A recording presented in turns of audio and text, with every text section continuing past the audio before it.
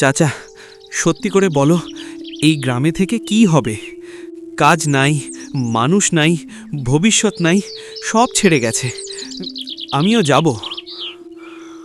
তোর বাপ এই রাস্তায় সাইকেল চালাতো প্রতিদিন ভোরে। তুই তখন ছোট, পেছনে বসে থাকতিস। তোর মা ওই যে পুকুর ঘাট দেখছিস, ওইখানে বসে চুল বাঁধত বিকেলে। তুই পাশে বসে পানিতে ঢিল ছুটতিস। সে কতদিন হাসতো, সেই হাসির শব্দ এখনো এই বাতাসে আছে। তুই শুনতে পাস না, কারণ তুই খোঁজেস না।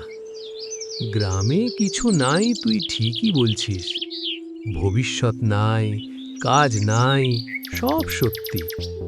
কিন্তু যাদের রেখে গেছিস সেই, তাদের তুই কোথায় নিয়ে যাবি?